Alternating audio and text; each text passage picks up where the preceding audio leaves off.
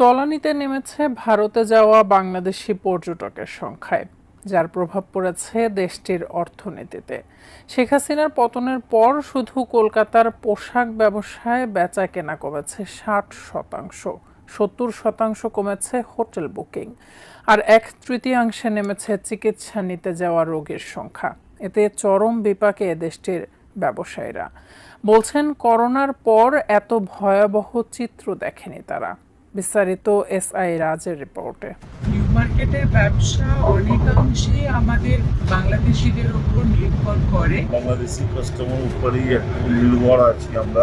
বাংলাদেশের প্যাসেঞ্জারের উপরেই আমাদের বিজনেস নির্ভর করে।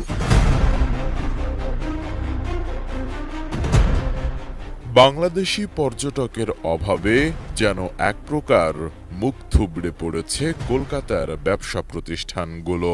2 মাস আগেও শহরের রাস্তাঘাটে গিজগিজ করত বাংলাদেশি পর্যটক, তবে এখন সেখানে বাংলাদেশি পর্যটকের উপস্থিতি নেই বললেই চলে।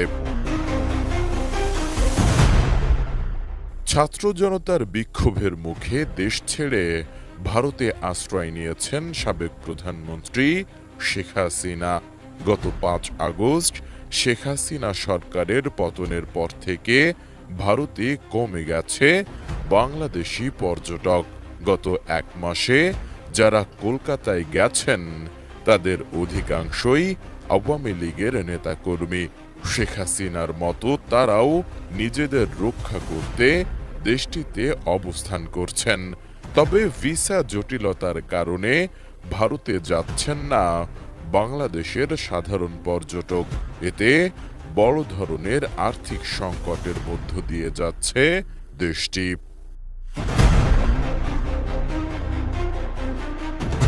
শেখ হাসিনা ভারতে আশ্রয় নেওয়াতে দেশটির সঙ্গে বাংলাদেশের নতুন অন্তর্বর্তী সরকারের অভিজ্ঞতাও ভালো না হওয়াতে ধারণা করা হচ্ছে খুব সহজেই এ সংকট কাটবে না।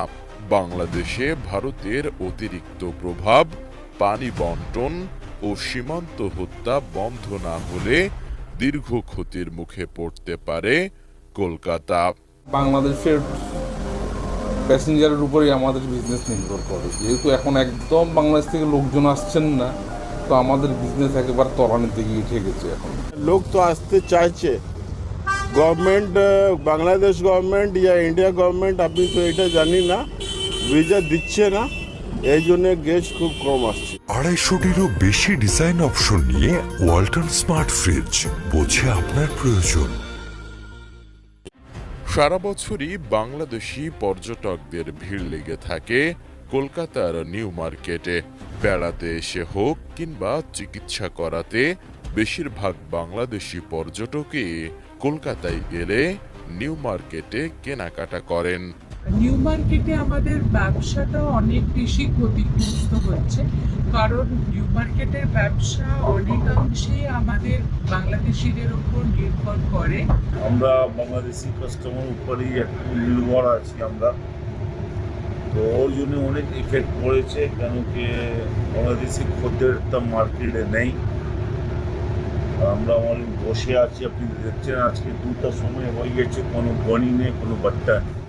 শুধু পোশাক ব্যবসা নয়, বাংলাদেশি পর্যটকদের অভাবে অনেকটা নীরবতা কলকাতার মার্কুইস স্ট্রিট এলাকা। বাংলাদেশি পর্যটকদের ওপরে নির্ভর করেই ওই এলাকায় ব্যবসা করে থাকেন সেদেশের ব্যবসায়ীরা। হোটেল, রেস্তোরাঁ, মানি এক্সচেঞ্জ, বাসের কাউন্টার সহ বাংলাদেশি পর্যটকদের প্রায় সব ধরনের পরিষেবাই পাওয়া যায় মার্কুইস স্ট্রিট এলাকায়। তবে এখন সব যেন ফাঁকা। স্বাভাবিক সময়ে প্রতিদিন বাংলাদেশি নাগরিকদের জন্য প্রায় 5,000 ভিসা দেওয়া হয়, তবে এখন সেটা খুবই সীমিত। এমন অবস্থায় ভারতে চিকিৎসা নিতে যাওয়া বাংলাদেশিদের সংখ্যাও কমেছে অনেকাংশে।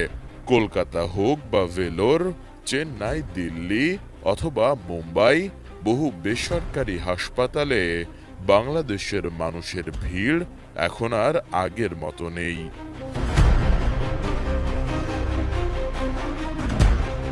পশ্চিমবঙ্গ রাজ্যের বৃহত্তম শহর কলকাতার বিভিন্ন এলাকার সিংহভাগ হোটেল, খাবারের রেস্টুরেন্ট, ওষুধের দোকান, পোশাকের দোকান, ফল বিক্রেতা কিংবা মোবাইল ফোন ব্যবসায়ীদের বড় একটি অংশের রুটি-রুজি নির্ভর করে বাংলাদেশি পর্যটকদের ওপর।